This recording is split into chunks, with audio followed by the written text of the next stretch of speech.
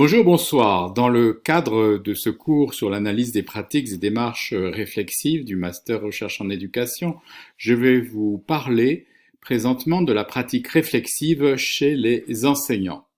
Selon Philippe Pernoud, la question de la professionnalisation en milieu enseignant est une expression ambiguë parce que cela pourrait laisser entendre qu'il s'agit de faire enfin accéder l'activité d'enseignant au statut de métier, alors que cette évolution est accomplie depuis le XIXe siècle en définitive. En fait, cette expression tient plutôt à un recentrage de la formation. Dans un premier temps, la formation s'est centrée essentiellement sur la maîtrise de savoir à enseigner. Seulement depuis peu, qu'on accorde intégralement, selon le niveau d'enseignement, une certaine importance à la maîtrise théorique et pratique des processus d'enseignement et apprentissage. La professionnalisation du métier d'enseignant pourrait s'entendre, en définitive, comme une forte accentuation de la part professionnellement pragmatique du métier, qui ne va pas pour autant sans une théorie de l'activité ou de la tâche. La formation des enseignants est censée aller au-delà de la simple maîtrise des contenus enseignés. Un professionnel de l'enseignement-apprentissage est censé désormais réunir les compétences du concepteur et d'exécutant, ainsi que d'animateur d'une formation. Il identifie le problème, le pose et imagine, met en œuvre une solution. Il assure ensuite le suivi. Il ne connaît pas d'avance la solution des problèmes qui se présenteront à lui dans sa pratique, mais il doit à chaque fois la construire sur le vif, parfois dans le stress et sans disposer de toutes les données nécessaires à une décision éclairée et non contestable. Cela ne peut donc pas s'entendre sans des savoirs savants, sans des savoirs experts, sans des savoirs d'expérience sur lesquels s'appuyer pour prendre la bonne décision de manière à s'adapter à la variabilité des situations d'enseignement-apprentissage que l'on peut rencontrer. Le professionnel ne passe pas son temps à tout réinventer, il tient compte donc des théories, des méthodes avérées, de la jurisprudence, de l'expérience et d'un certain art de faire qui traverse le collectif professionnel auquel il appartient, ce que Yves Clos appelle le genre professionnel. En dépit de ces nombreuses ressources professionnelles, les situations complexes apparaissent toujours pour le professionnel comme singulières. Elles exigent une démarche de résolution de problèmes, une forme d'invention plutôt que l'application d'un répertoire de recettes toutes prêtes.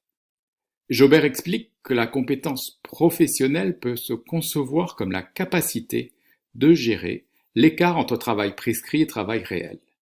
Cet écart varie selon les métiers.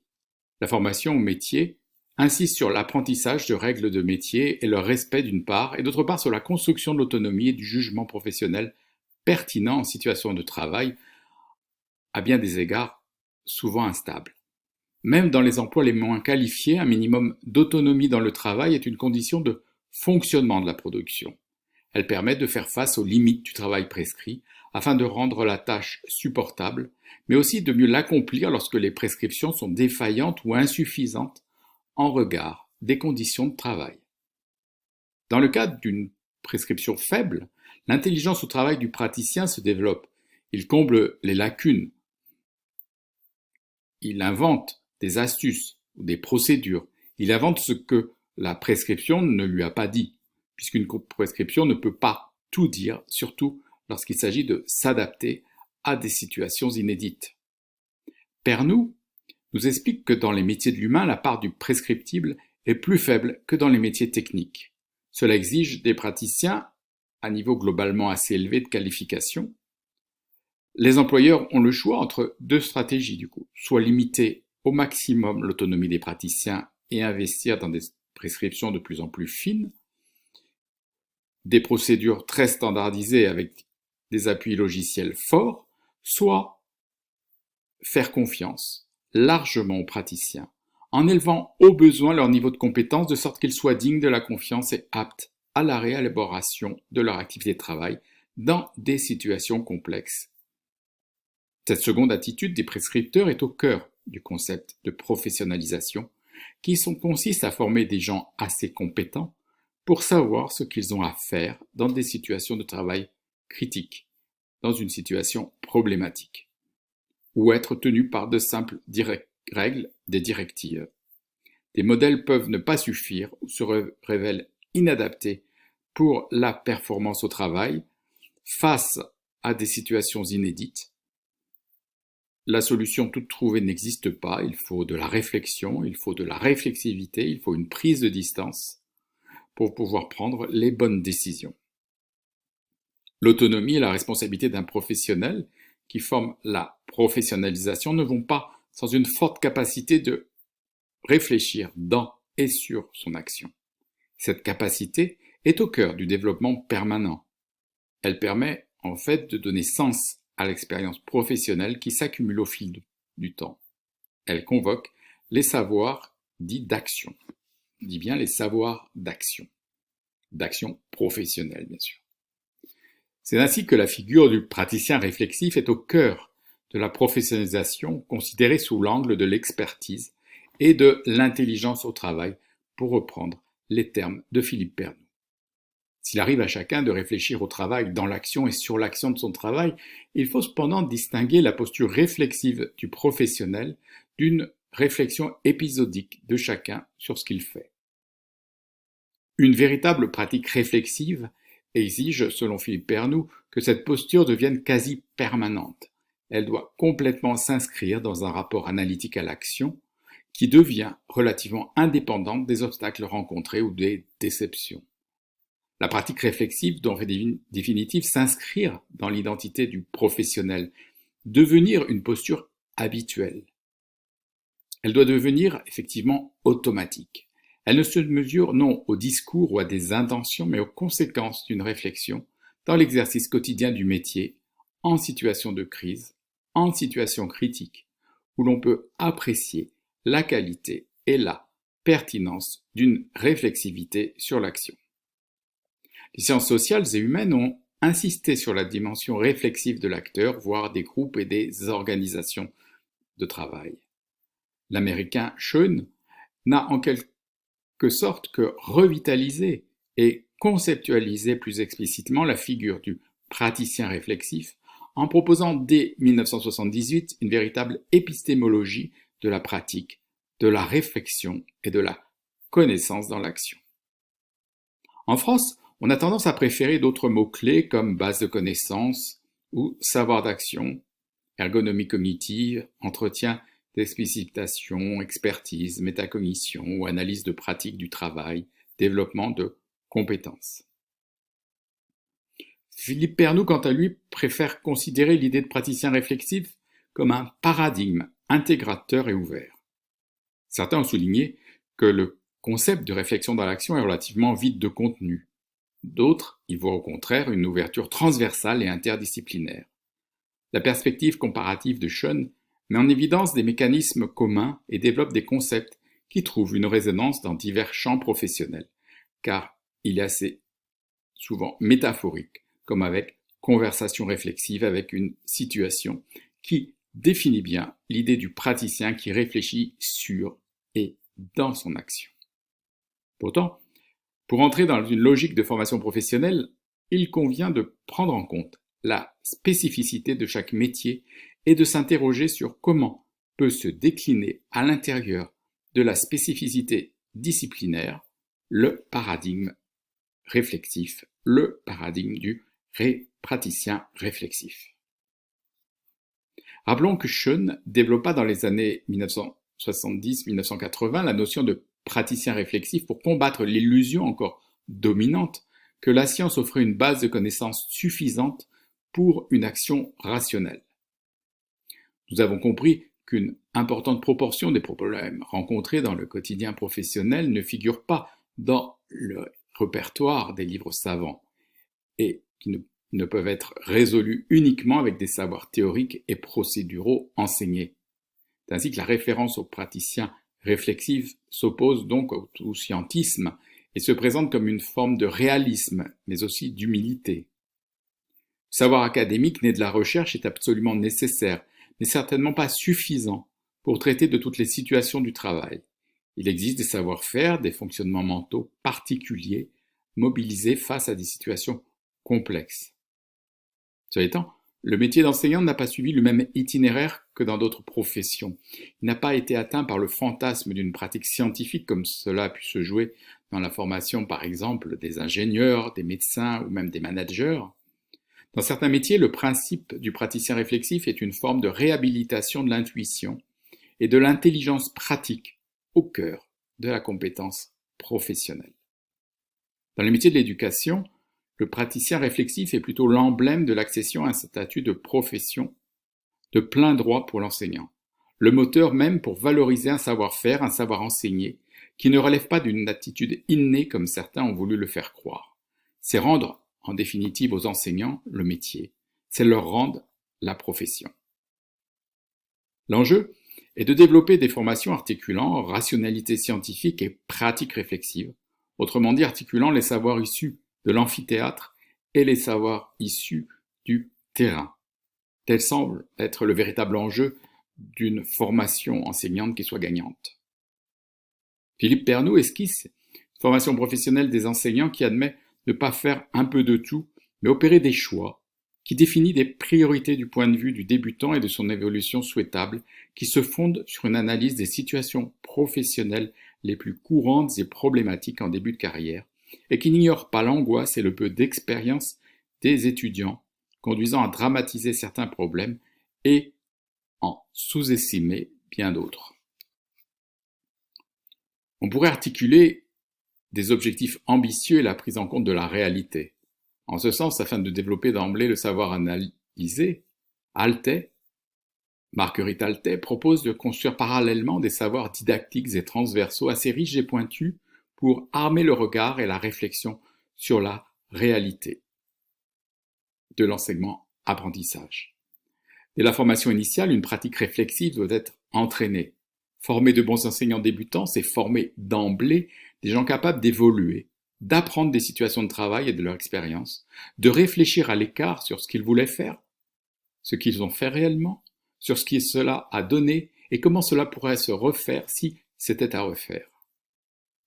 La formation initiale doit aussi préparer le futur enseignant à réfléchir sur sa pratique, thématiser, modéliser, exercer une capacité d'observation, d'analyse, de métacognition et de métacommunication. L'enjeu est de donner à la fois des attitudes, des habitudes, des méthodes, des postures réflexives, en créant des lieux d'analyse de la pratique et du travail, de dialogue entre des apports disciplinaires et leur mise en œuvre dans la classe. C'est ainsi qu'une conversation entre le savoir enseigné et le savoir enseigné est appelée. La notion de praticien réflexif n'est pas aussi limpide qu'elle peut le paraître. Il faut le souligner. En effet, il est évident qu'un être humain pense assez souvent à ce qu'il fait avant de le faire, en le faisant et après l'avoir fait. Pour autant, peut-on le qualifier de praticien réflexif? D'autant que, par certains égards, on peut dire que l'on pense comme on respire. Si l'on entend penser à quelque chose, avoir une activité mentale quelconque. Dans de nombreux contextes, les deux mots penser et réfléchir paraissent interchangeables. Pour le différencier, on peut dire que réfléchir indique une certaine distance. Robert d'ailleurs définit ce verbe à double sens de la manière suivante, renvoyer par réflexion dans une direction différente ou dans la direction d'origine. Faire usage de la réflexion, penser, calculer, chercher, cogiter, se concentrer, délibérer, méditer, observer, se recueillir, rentrer en soi-même, se replier, voire ruminer, songer. C'est un sens figuré par rapport au premier qui conduit à penser la réflexion comme un retour de la pensée sur elle-même, se réfléchir sur soi, se recueillir. Là, ce qu'on peut dire, après consultation du dictionnaire, je vous invite à retenir cette métaphore, la métaphore du miroir, qui est très puissante pour faire comprendre le concept de réflexion. Elle est très présente dans le concept d'abstraction réfléchissante, tel que Piaget l'a défini en 1977. La pensée se prend elle-même pour objet et construit des structures logiques à partir de ses propres opérations. Même dans un sens plus commun, l'acte de réfléchir suppose une certaine extériorité, donc un minimum de distance face aux urgences de l'action, fait remarquer Philippe Pernoud. En sciences humaines, la distinction entre penser et réfléchir n'est pas tranchée. Il n'y a pas d'articulation évidente entre la pensée la plus proche de l'action, celle qui la guide, et la réflexion plus distanciée. Plutôt que d'opposer pensée et réflexion, le courant développé par Schoen distingue plutôt la réflexion dans l'action et la réflexion sur l'action. Il n'y a pas d'action complexe sans réflexion en cours de processus. La pratique réflexive peut s'entendre comme la réflexion sur la situation, les objectifs, les moyens, l'état des lieux, les opérations engagées, les résultats provisoires, l'évolution prévisible du système d'action. Réfléchir en cours d'action consiste à se demander ce qui se passe ou va se passer, ce qu'on peut faire, ce qu'il convient de faire, quelle est la meilleure tactique, quel détour efficient, quelles précautions il convient de prendre, quels sont les risques encourus et donc quelles décisions prendre tout de suite et maintenant, dans l'ici et maintenant. Réfléchir sur l'action est autre chose. C'est prendre sa propre action comme un objet de réflexion, soit pour la comparer à un modèle restrictif, c'est-à-dire à ce qu'on aurait pu ou dû faire d'autre, ou bien à ce qu'un autre praticien aurait fait, soit pour l'expliquer ou en faire la critique. Réfléchir dans l'après-coup, après l'action, a pour objectif de comprendre, apprendre, intégrer ce qui se passe, ce qui s'est passé. Réfléchir ne se limite pas alors à une évocation, mais passe par une critique, une analyse, c'est-à-dire une mise en relation. On convoque des règles, des théories dès lors. La réflexion dans l'action amorce souvent une réflexion sur l'action, nous explique Philippe Pernoud, car elle met en réserve des questions impossibles à traiter sur le vif, mais auxquelles le praticien se promet de revenir à tête reposée, comme on dit. La réflexion sur l'action permet d'anticiper et prépare le praticien, souvent à son insu, à réfléchir plus vite dans l'action et à envisager davantage d'hypothèses. À envisager tout un monde virtuel, nous explique Schoen.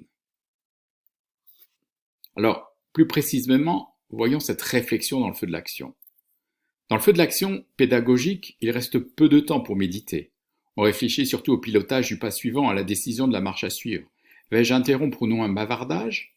Vais-je expliquer telle notion de telle manière au regard de la réaction présente des élèves? Vais-je entamer ou non un nouveau chapitre avant la fin de l'heure? C'est un ensemble de micro-décisions qui mobilisent une forte activité mentale qu'il convient de prendre. L'activité décisionnelle paraît souvent pré-réfléchie dans des formes routinières de l'activité à la limite de la conscience. On pense, mais on n'a pas conscience de penser. Parfois, il y a du doute, on balance entre deux possibilités, entre des choses contradictoires. Lorsqu'on ne sait pas trop comment continuer la classe, il se peut que s'amorce une réflexion dans le vif de l'action, quand bien même le flux des événements ne s'interrompt pas et interdit un véritable arrêt de l'agir enseignant. Ne pas intervenir est aussi une décision, une autre façon d'agir dans la mesure où cette attitude pèsera tout autant sur le cours des événements. Ne rien décider n'empêche pas la situation d'évoluer d'une manière éventuellement critique. La réflexion dans l'action se caractérise donc par sa rapidité. Elle dit un processus de décision sans offrir la possibilité de prendre des avis externes ou demander un temps mort. On peut prendre la décision de ne pas intervenir immédiatement pour se laisser le temps de réfléchir plus tranquillement. C'est ainsi différer la décision. Si par exemple l'enseignant sent qu'agir trop vite serait maladroit, ou bien s'il est sous l'emprise d'une émotion qui lui fait manquer la juste appréciation des événements, ce qui peut l'amener à de mauvaises décisions. En classe, des comportements deviennent problématiques car ils sont répétitifs, comme des bavardages, des arrivées tardives, de l'agressivité, de l'impertinence, du manque de motivation. La décision ne porte pas sur une situation singulière, mais sur une série de situations semblables. Cela laisse le temps, dès lors, de se faire une opinion et d'envisager diverses stratégies. Une grande partie de la réflexion dans l'action permet de décider si l'on doit agir immédiatement ou si on doit différer, afin de se donner le temps de réfléchir davantage et trouver la bonne solution, prendre la bonne décision. Voyons maintenant la réflexion hors du feu de l'action, qui est complètement différente. Ici, le professeur réfléchit à ce qui s'est passé, à ce qu'il a fait ou essayé de faire, à ce que son action a donné. Il réfléchit aussi pour savoir comment continuer, comment reprendre, comment affronter un problème, comment répondre à une demande précise d'un élève ou d'un groupe d'élèves. La réflexion hors du feu de l'action est souvent à la fois rétrospective et prospective. Elle relie à la fois le passé et l'avenir, surtout lorsque le praticien est engagé dans une activité qui s'étale sur plusieurs jours ou plusieurs semaines. La réflexion est à dominante rétrospective lorsqu'elle intervient à l'issue d'une activité ou d'une interaction, voire dans un moment d'accalmie. Sa fonction principale est de dresser un bilan, de comprendre ce qui a fonctionné ou non, de préparer à la prochaine intervention. La réflexion après l'action peut capitaliser de l'expérience, la transformer en savoir de l'action, qui sont susceptibles d'être investis dans d'autres circonstances. La réflexion est à dominante prospective lorsqu'elle survient au moment de la planification d'une activité nouvelle ou de l'anticipation d'un événement, d'un problème inédit pour l'enseignant. Par exemple, accueillir dans sa classe un enfant migrant en cours d'année. À l'école, la réflexion en dehors du feu de l'action peut se développer entre deux cours, durant la pause du midi ou en fin d'une journée d'école. La réflexion sur ce qui s'est passé en classe préoccupe l'enseignant. La réflexion sur l'action se renouvelle constamment au fil de l'actualité de la classe. Les interactions et les incidents critiques scolaires sont à la fois importants et éphémères. Chaque jour, de nouveaux éléments apparaissent, et les éléments les plus récents recouvrent constamment les plus anciens. Pour Philippe Pernoud, à un premier niveau, la réflexion sur le système d'action questionne les fondements rationnels de l'action, c'est-à-dire les informations disponibles, leur traitement, les savoirs et les méthodes sur lesquelles on s'est appuyé. La réflexion sur le système d'action est une troisième proposition de Philippe Pernoud. Elle renvoie au débriefing pratiqué dans certains métiers qui tentent de reconstituer les raisonnements tenus durant l'action et d'identifier leurs points faibles et leurs biais. C'est un travail effectué durant les analyses de pratique. On pense à des connaissances dépassées, insuffisantes ou indisponibles dans la mémoire de travail. On pense aussi à des informations incomplètes ou orientées, à des inférences hâtives ou approximatives, à des opérations trop lentes ou hésitantes, à un mauvais cadrage du problème, à un repérage insuffisant des ressources ou des aides disponibles, ou encore à un modèle d'interprétation inadéquat. C'est ainsi donc que l'on identifie points forts, points faibles, éventuels biais dans une pratique de débriefing qui appartient donc à une analyse de pratique professionnelle. Cette réflexion met à jour les opérations mentales de routine, une part d'inconscient pratique dans notre action. Nous ne réinventons pas chaque jour nos actes. Les situations et les tâches ne se ressemblent du coup. Nos actions et opérations singulières sont des variations sur une trame assez stable. On appelle cette trame stable une structure de l'action ou un schème d'action au sens de Piaget, c'est-à-dire une organisation invariante de l'activité. Un schème guide l'action concrète ou mentale, mais n'interdit pas la variation, l'innovation, la différenciation à partir d'une trame mémorisée. Dans la psychologie de Piaget, l'action adaptée est un équilibre entre une assimilation au schème existant et une accommodation de ces schèmes à la situation. Il y a toujours une façon stable d'affronter la réalité, d'affronter le conflit, d'affronter la pression, l'incertitude ou le désordre. Les opérations mentales sont des actions intériorisées qui sont, elles aussi, sous-tendues par des schèmes. Bourdieu appelle habitus l'ensemble de ces schèmes dont dispose une personne à un moment de sa vie. Les structures stables de nos actes permettent d'agir rapidement, parfois même en pilotage automatique, ce qui est psychiquement plus économique, du moins aussi longtemps qu'un obstacle inhabituel ne survient. Piaget parle d'un inconscient pratique pour souligner que certains de nos schèmes se sont constitués dans l'implicite au gré de l'expérience à l'insu du sujet. D'autres, issus d'actions initialement réfléchies, voire de l'intériorisation de procédures, sont devenus des routines dont nous n'avons plus conscience. On peut s'interroger s'il n'y a pas des situations et des actions qui se répètent, se proposant à la réflexion comme des objets durables, des objets permanents. Aux côtés de la stabilité, de l'instabilité, de l'invariance, du non-permanent est à gérer. Il faut s'y ajuster grâce aux points d'ancrage que sont donc les éléments stables. L'existence de scénarios qui se reproduisent dans des situations semblables nous amène à penser à l'existence de nos schèmes. Cette permanence est une source d'identité, mais aussi de non-satisfaction. À la diversité des objets et niveaux de réflexion s'ajoute celle des styles cognitifs et des situations concrètes. Nous ne fonctionnons pas tous de la même manière. Les moteurs de la réflexion sont multiples.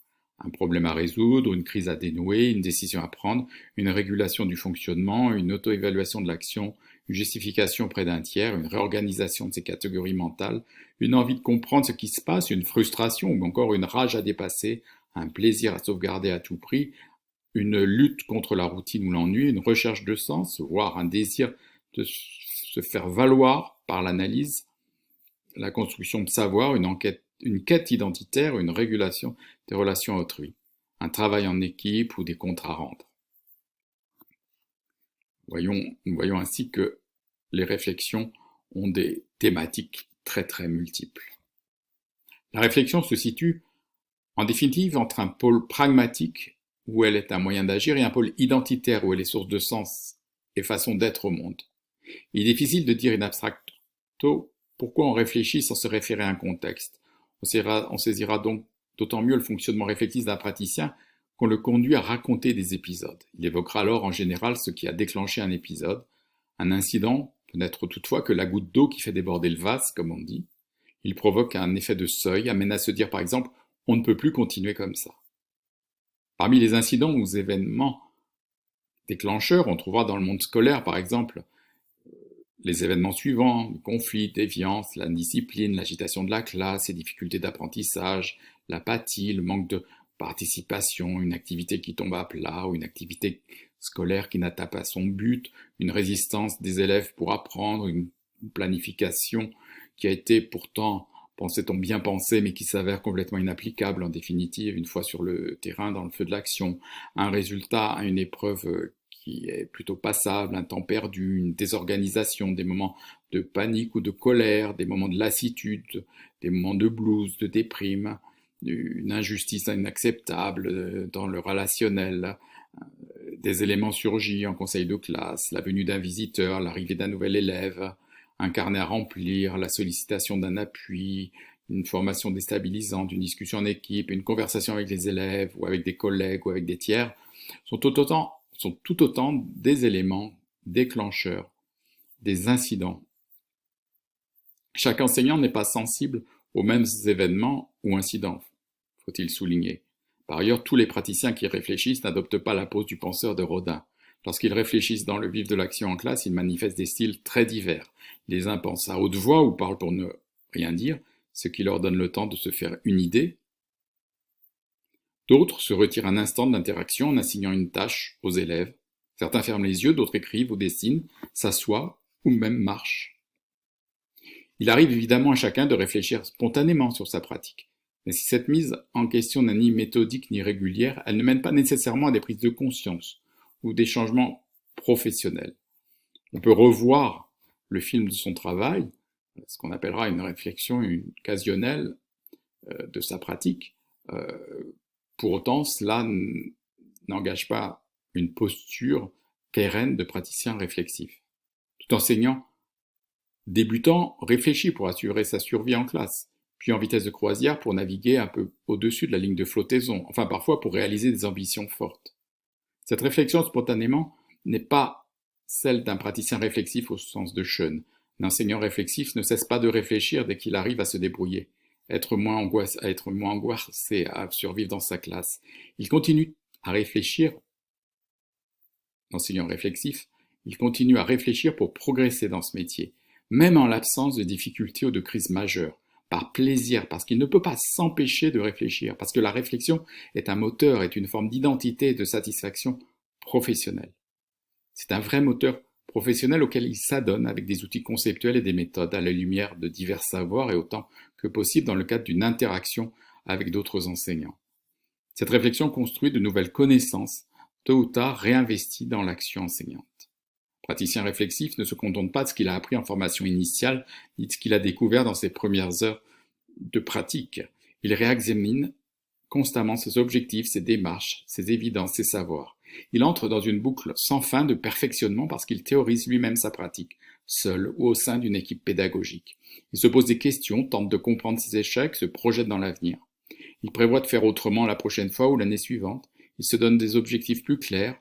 Il explicite ses attentes et ses démarches.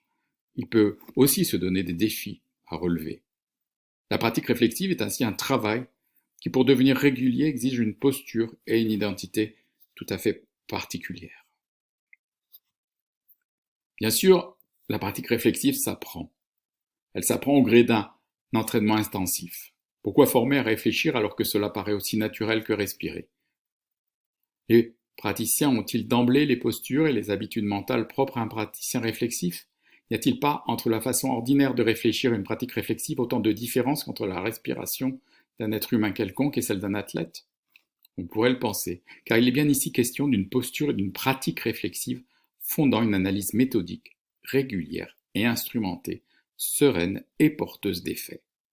Des dispositions et compétences qui ne s'acquièrent en général qu'au gré d'un entraînement intensif et délibéré. D'où l'idée de former à de l'autorégulation et apprentissage des situations à partir de la propre expérience du professionnel aussi bien que du dialogue avec d'autres professionnels. Pour cela, il importe que la formation professionnelle développe des capacités d'auto-socioconstruction, de compétences, de savoir-faire, de routine ou habitus, de représentation et de savoir professionnel. C'est un rapport à sa pratique et à soi, une posture d'auto-observation, d'auto-analyse, de mise en question, d'expérimentation dont il s'agit. C'est un rapport réflexif à ce qu'on fait qui fonde, à notre avis, la professionnalisation. Pourquoi former les enseignants à réfléchir sur leur pratique? Philippe Pernoud retient 10 raisons d'une pratique réflexive à développer chez les enseignants. On peut s'attendre qu'elle compense ce qu'on pourrait désigner comme une légèreté de la formation professionnelle, favorise l'accumulation de savoir d'expérience, de savoir d'action professionnelle, accrédite une évolution vers la professionnalisation, prépare à assumer une responsabilité politique et éthique, permet de faire face à la complexité croissante des tâches d'enseignement, aide à vivre un métier souvent qualifié d'un métier impossible, donne les moyens de travailler sur soi, encourage à affronter l'irréductible altérité de l'apprenant, ouvre à la coopération avec des collègues, ce qui est très très important, et accroît les capacités d'innovation et surtout l'adaptation, qui est le pivot même, me semble-t-il, de la professionnalisation. Je vous remercie